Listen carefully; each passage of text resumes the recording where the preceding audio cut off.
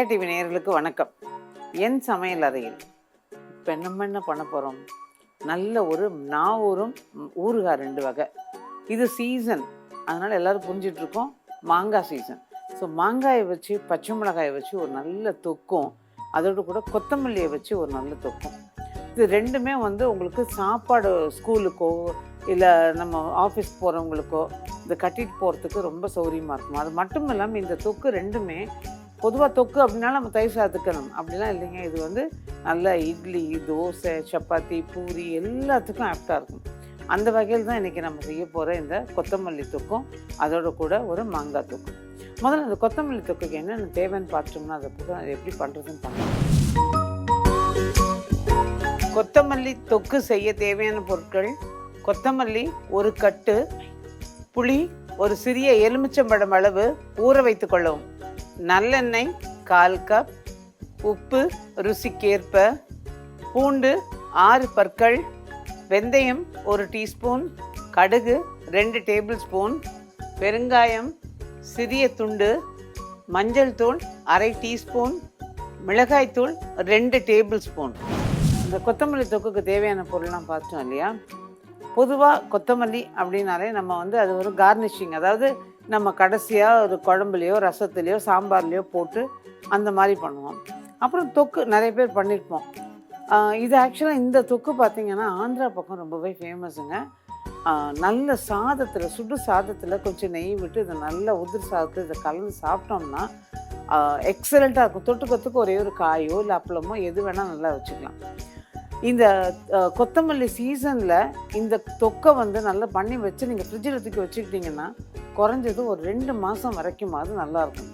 ஒன்றே இதுலேருந்து எடுக்கும்போது அப்படியே எடுத்துகிட்டு ஒரு கிண்ணத்தில் அப்படியே ஃப்ரிட்ஜில் வச்சிடணும். நம்ம எடுத்து வெளியில் வச்சு உள்ளே வச்சு அந்த மாதிரி மாற்றி மாற்றி பண்ணாமல் உள்ளுக்குள்ளே ஸ்டோர் பண்ணிக்கிட்டோம் அப்படின்னா ரொம்ப நல்லாயிருக்கும். இது இன்னொரு இது என்னென்னா, இது ப்ரெட்டில் தடவிட்டு சாப்பிட்றதுக்கு எக்ஸலண்ட்டாக இருக்குங்க. அப்புறம் நிறைய பேர் யோசிப்பாங்க, இதில் நம்ம இன்றைக்கி பண்ண போகிற போது இதில் வெல்லம் அந்த மாதிரி விஷயங்கள் இதில் சேர்க்கலை. ஸோ வெல்லமும் சேர்த்து அந்த இனிப்பு பிடிக்குங்கிறவங்க வெல்லம் சேர்த்து பண்ணலாம். அது எந்த ஸ்டேஜில் சேர்க்கணுங்கிறது நான் செய்யும்போது சொல்கிறேன். இப்போ இது எப்படி பண்ணுறதுன்னு பார்க்கலாம். இப்போ நான் ஒரு பேன் அடுப்பில் போட்டிருக்கேன். ஒரு டீஸ்பூன் அளவுக்கு நமக்கு வெந்தயம். இந்த வெந்தயம் நல்லா செவக்கணும். இந்த வெந்தயம் வறுக்கும்போது இப்போ நான் ஃப்ரெஷ்ஷாக வறுத்து பண்ணுறேன். வீட்டில் நம்ம பண்ணுறோம் அப்படின்னா நல்ல ஒரு 1/4 கப் அளவுக்கு வெந்தயத்தை எடுத்து நல்லா பொரியிற மாதிரி, நிறம் ரொம்ப மாறிடாமல் ஆனால் பொரிஞ்சு வாசனை வரணும், வறுத்துருங்க. ஒரு 1/2 பாக்கெட் அளவுக்கு பெருங்காயத்தை சின்ன சின்னதாக கிள்ளி எண்ணெயில் பொரித்து எடுத்துருங்க. ரெண்டுத்தையும் மிக்சியில் நல்லா பொடி பண்ணி அரைச்சி வச்சுக்கிட்டிங்கன்னா எப்போ நம்ம தொக்கு பண்ணணுனாலும் டக்குன்னு எடுத்துக்கலாம். அது 4 மாதம் 5 மாதம் வரைக்கும் ஒன்றுமே ஆறுதுங்க, நல்லாயிருக்கு. பட் இன்றைக்கி நம்ம ஃப்ரெஷ்ஷாக பண்ணுறோம் இதை. இப்போ இதை நல்லா வறுத்துடணும். வெறும் கடாயில் வறுத்தா போதும், எண்ணெய் வேணும்னு அவசியம் கிடையாது. வாசனை வர ஆரம்பிச்சிருக்கு.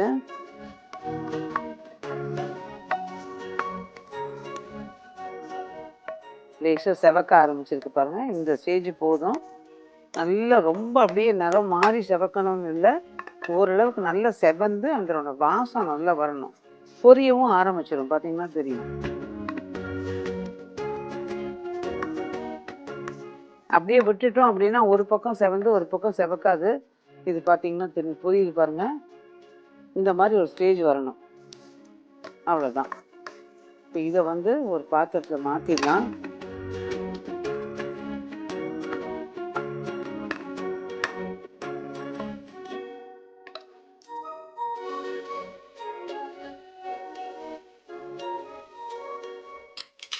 இதில் கொஞ்சோண்டு எண்ணெய். இந்த எண்ணெயில் நான் கட்டி பெருங்காயம் இதுக்கு போடுறேன். ஆக்சுவலாக கட்டி பெருங்காயத்துக்கு வாசனை கொஞ்சம் அதிகமாக இருக்கும், அதனால் கட்டி பெருங்காயம் போடுறேன். அது இல்லைங்கிறவங்க நீங்கள் தூள் பெருங்காயம் அளவு பார்த்தீங்கன்னா நல்லா ஒரு 1.5 டீஸ்பூன், 1 டீஸ்பூன்லேருந்து 1.5 டீஸ்பூன் அளவுக்கு எடுத்துக்கலாம். இப்போ இதில் நல்லா அந்த சின்ன உருண்டையாக 2 சுண்டக்காய் அளவு உருண்டைன்னு சொல்லுவாங்களே, குட்டி சுண்டக்காய் அளவு உருண்டை, அந்த அளவு எடுத்தால் போதும். அவ்வளோதான். இதுக்கு தகுந்த அது மட்டும்தான் நான் எடுத்திருக்கேன்.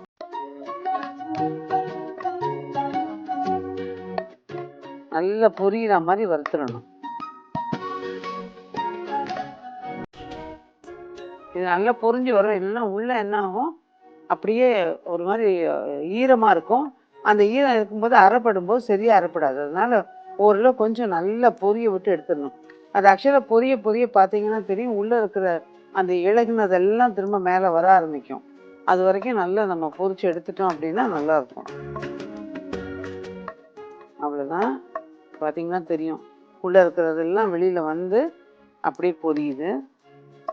அவ்வளோதான். இப்போ இந்த அடுப்பை ஆஃப் பண்ணிடலாம். இப்போ இதை வந்து இதோடு சேர்த்துடலாம்.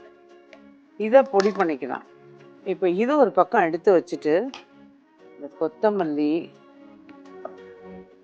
புளி, மிளகாய்த்தூள், மஞ்சள் தூள், உப்பு, இது எல்லாத்தையும் ஒன்றா நம்ம அரைக்கணும். இதை நல்லா நைஸாக அரைச்சிட்டு வந்துடணும். இப்போ இதோட கூட இன்னும் ஒரு முக்கியமான விஷயம், நான் வந்து இதை அரைக்கிறதுக்கு சொல்லும்போது இதை விட்டுட்டு, இதில் பார்த்திங்கன்னா கடுகு கொஞ்சோண்டு எடுத்து இதையும் நல்லா இதோட வறுத்துடுவோம். ஒரு டேபிள் ஸ்பூன் அளவுக்கு கடுகு எடுத்து நல்லா பொரிய விட்டுடுவோம்.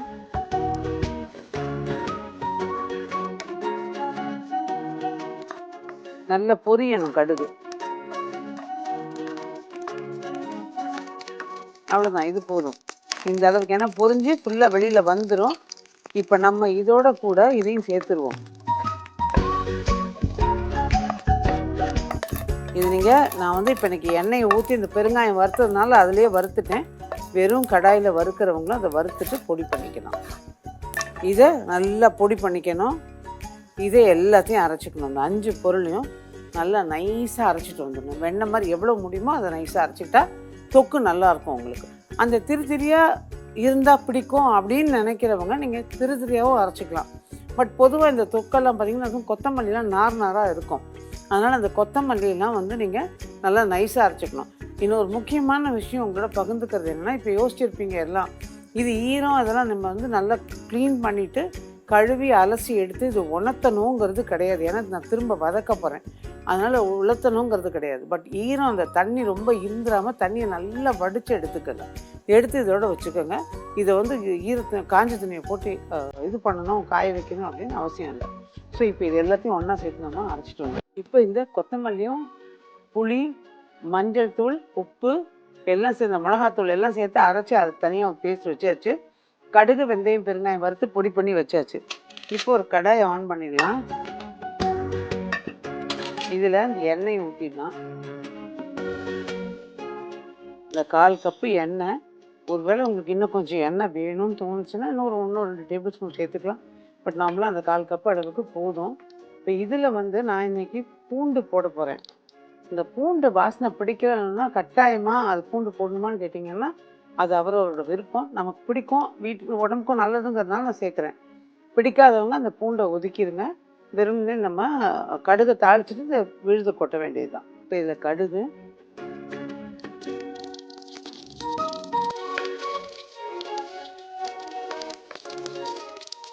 கடுகு நல்லா பொரிஞ்ச உடனே பூண்டு சேர்த்துடணும். பூண்டு லேசாக ஓரளவு கலர் மாறணும். ரொம்ப அப்படியே செவந்துடக்கூடாது, ஆனால் லேசாக கலர் மாறணும். அப்போ தான் உங்களுக்கு அந்த பூண்டு நல்லா ஒரு வாசம் தெரியும். இப்போ லேசாக நிறம் மாறுது பாருங்கள். இந்த ஸ்டேஜில் நம்ம இந்த விழுதை கொட்டிடணும்.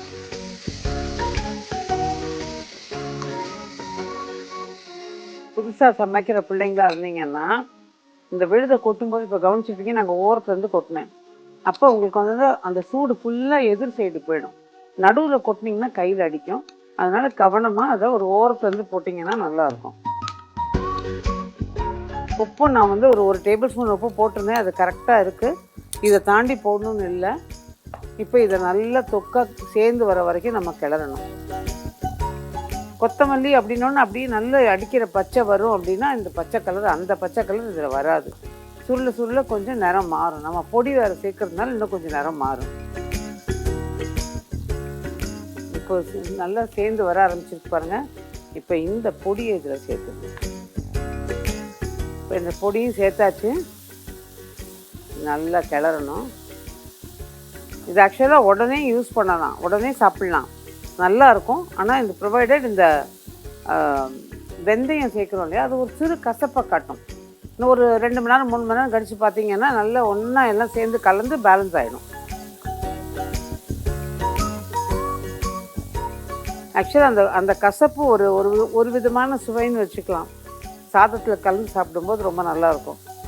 இப்போ அது உள்ளே இழுத்துக்கிட்ட எண்ணெயை ஃபுல்லாக அது வெளியில் கசிய ஆரம்பிக்கும். அந்த நேரத்தில் இறக்கணும்னா கரெக்டாக இருக்கும். இப்போ இது கசிய ஆரம்பிச்சிருக்கு பாருங்கள், அந்த எண்ணெய் திரண்டுக்கிட்டு வருது பாருங்கள். இதை கொஞ்சம் குறைச்சிட்டு நல்லா திரண்டுக்கிட்டு வர நேரத்துக்கு அதை இறக்கிட்டோம் அப்படின்னா சரியாக இருக்கும். அதே மாதிரி எண்ணெய் ஓரத்தில் கசிய ஆரம்பிக்கும். அதுக்கப்புறம் எடுத்து வைக்கும்போது நல்லா கொஞ்சம் இருகும். இருக உள்ளே இருக்கிற எண்ணெய் லேசாக வெளியில் வந்து சேர்க்கும். இதுக்கு மேலே எண்ணெய் ஊற்றணும்னு அவசியம் இல்லை. ஊற்றணும் பிரியப்பட்டால் நீங்கள் செஞ்சுக்கலாம். இப்போ பார்த்தீங்கன்னா தெரியும், இந்த எண்ணெய் ஓரங்களில் கசியுது பாருங்கள். இது நமக்கு இந்த மாதிரி கசிஞ்சு இருந்தால் போதும். இன்னும் ஒரு நிமிஷம் அந்த மாதிரி கிளறி இது இறக்க வேண்டியது தான். தீயை கொஞ்சம் தூண்டிட்டு கிளறிடலாம். அவ்வளோதான். இப்போ நான் இறக்க போகிறேன். சரியாக இருக்கும் உங்களுக்கு. ஒரு பாத்திரத்தில் மாற்றிடலாம். இது நான் அடுப்பை ஆஃப் பண்ணிடுறேன். அவ்வளோதான். இப்போ இது ரெடி ஆகிடுச்சு. நம்ம அடுப்பையும் ஆஃப் பண்ணிடுச்சு. பார்த்தீங்கன்னா அது அழகாக இன்னொரு பாத்திரத்தில் மாற்றிடலாம். டிஸ்பிளே பாத்திரத்தில் அந்த சாதத்தில் அப்படியே கலந்து சாப்பிடும்போது அந்த கலரே பார்க்க அவ்வளோ நல்லாயிருக்கும். நல்லா பச்சையாக இருக்கும். நான் சொல்ல மாட்டேன், நான் ஏற்கனவே சொன்ன மாதிரி ஒரு கரும் பச்சைன்னு சொல்லுவாங்க, அந்த நிறத்தில் இருக்கும். ஆனால் சாதத்தில் கலக்கும் போது அந்த கலரே ரொம்ப வித்தியாசமாக ரொம்ப நல்லாயிருக்கும்.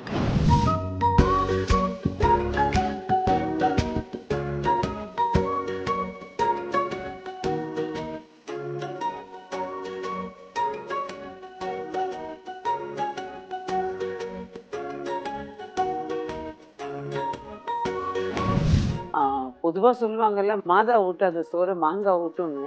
அந்த வகையில் இந்த கொத்தமல்லியும் ஊட்டும். கலந்து பாருங்கள், அப்போ தெரியும். எல்லாத்துக்கும் பொருத்தமான இந்த கொத்தமல்லி தொக்கு ரொம்ப ஈஸியாக சிம்பிளாக பண்ணக்கூடிய ஒரு விஷயம். ட்ரை பண்ணி பாருங்கள். இப்போ அடுத்து நம்ம நல்ல ஒரு சொல்லும்போதே நான் ஒரு விஷயம், மாங்காய். அந்த மாங்காய் வச்சு பச்சை மிளகாய் வச்சு ஒரு தொக்கு பண்ண போகிறோம். அது எப்படி பண்ணுறதுன்னு பார்க்கலாம். ஆனால் அதுக்கு முன்னாடி இருக்கிறது நான் தேவைங்கிறதையும் பார்த்துக்கலாம். மாங்காய் பச்சை மிளகாய் தொக்கு செய்ய தேவையான பொருட்கள்: பச்சை மிளகாய் 12, மாங்காய் 1, பெருங்காயம் சிறிய துண்டு, வெந்தயம் அரை டீஸ்பூன், மஞ்சள் தூள் 1 டீஸ்பூன், கடுகு 1½ டேபிள் ஸ்பூன், உப்பு ருசிக்கேற்ப, நல்லெண்ணெய் 1/4 கப்.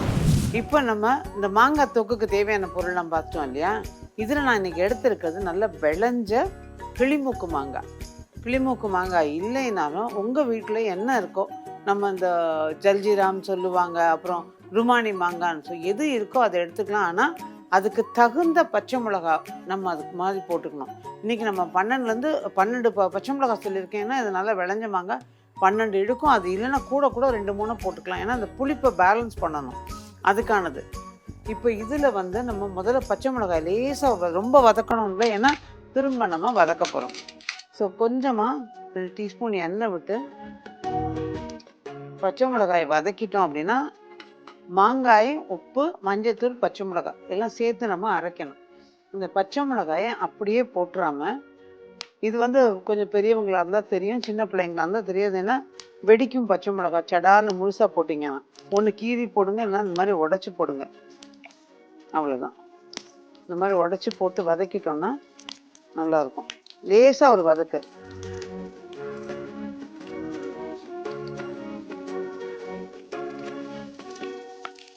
நான் ஹை ஃப்ளேமில் தான் வச்சு வதக்குறேன்.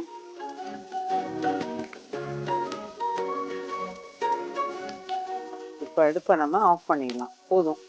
திரும்ப நம்ம மாங்காயோட அரைச்சிட்டு வதக்கும் போது உங்களுக்கு கரெக்டாக இருக்கும். அப்போ வதக்கும் போது ரொம்ப லேட்டாகுங்கிறதுனால தான் நம்ம முதலையே லேசாக ஒரு வதக்கி அதை எடுத்துடுறோம். இப்போ பொரியுது பாருங்கள் லேசாக. இந்த மாதிரி பொரிஞ்சால் போதும் தாராளமாக. இப்போ அடுப்பை ஆஃப் பண்ணி எடுத்துடலாம். இப்போ இந்த மாங்காவோட நம்ம உப்பு, மஞ்சள் தூள் எல்லாம் சேர்த்து, இந்த பச்சை மிளகாயும் சேர்த்து நல்லா நைஸாக அரைச்சிட்டு வந்துடுவோம். இப்போ இந்த வதக்கின பச்சை மிளகாய், மாங்காய், உப்பு, மஞ்சள் தூள் சேர்த்து அரைச்சாச்சு. இப்போ ஒரு கடாய் அடுப்பில் போட்டிருக்கேன். இதில் ஒரு 1/4 கப்பு அளவுக்கு எண்ணெய். இந்த பச்சை மிளகாய் காரம் சட்டிலாக இருக்கிறதுக்கு 1/4 கப்பு எண்ணெய் ஊற்றுறோம். அதையும் பத்தலை அப்படின்னா இன்னும் கொஞ்சம் ஊற்றுறதுனாலும் ஊற்றிக்கலாம். நீங்கள் அது ஓரளவுக்கு இந்த 1/4 கப் சரியாக இருக்கும். உங்களோட விருப்பத்தை பொறுத்தும் இருக்கும். அதே மாதிரி வெந்தயம், கடுகை வெறும் கடாயில் வறுத்து எடுத்துட்டேன். நம்ம கொடுத்துருக்க கடுகில் 1 டீஸ்பூன் தாளிக்கிறதுக்கு மட்டும் வச்சுட்டு மீதியை வறுத்து எடுத்துடணும். வெந்தயத்தையும் நல்லா வறுத்து எடுத்துடணும். பெருங்காயத்தையும் நல்லா பொரிய விட்டு எடுத்து அதை பொடி பண்ணி வச்சுருக்கேன். அதையும் இப்போ பார்த்தீங்கன்னா தெரியும். இப்போ இந்த ஊற்றிருக்க எண்ணெய் ரெடி ஆயாச்சு, காஞ்சிருக்கு. கடுகு போட்டுலாம். கடுகு நல்லா பொரியணும்.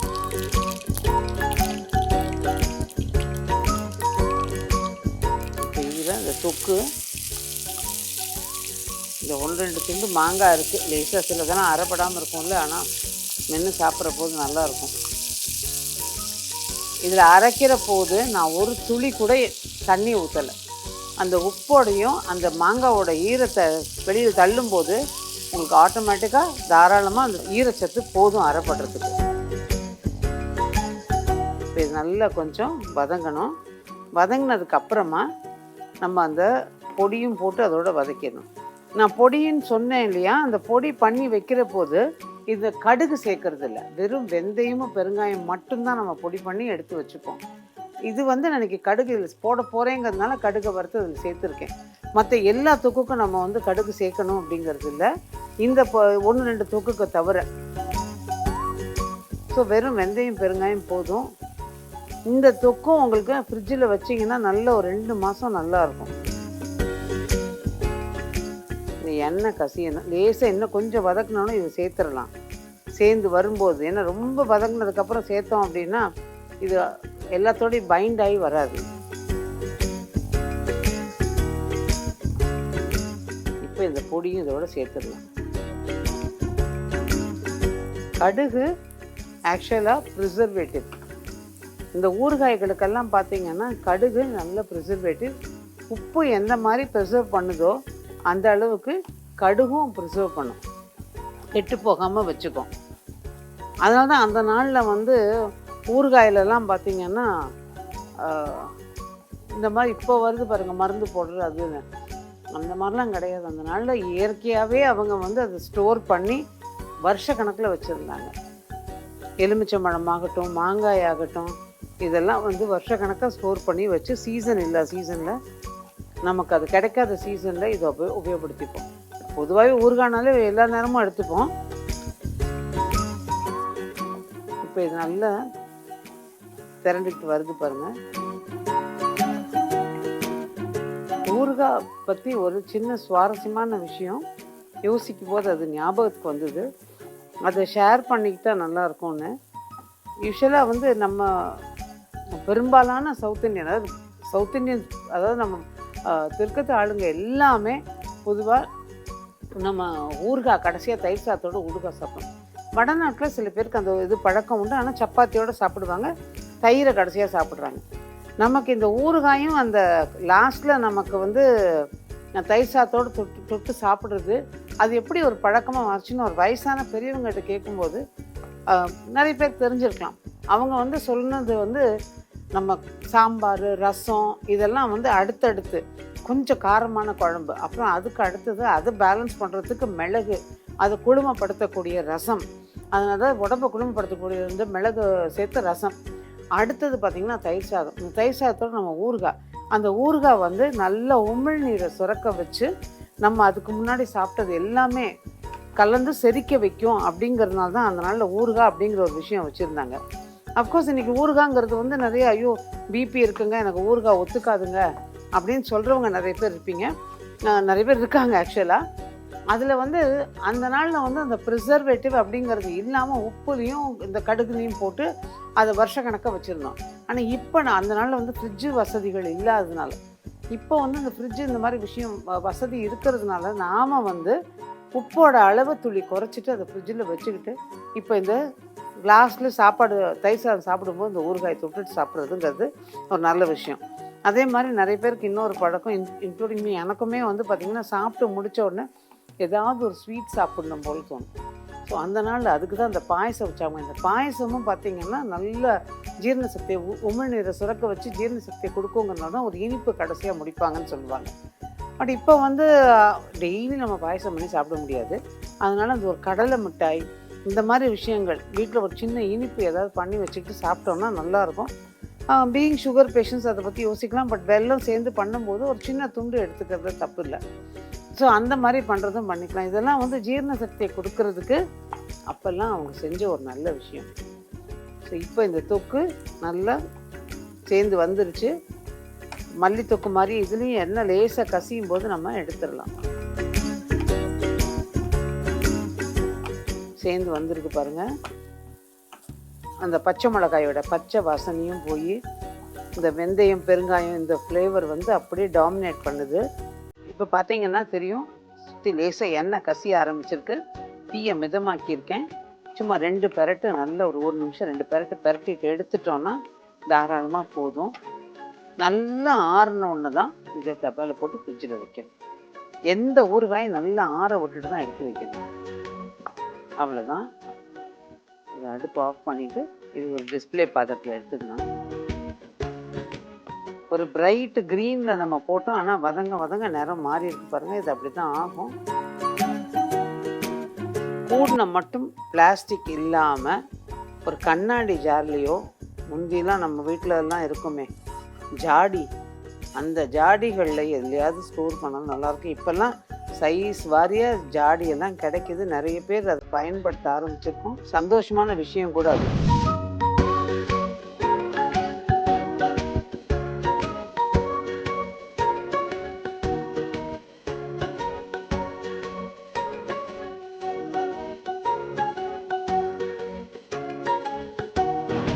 இப்போ நான் ஒரு 2 விதமான தொக்கு பார்த்துருக்கோம்.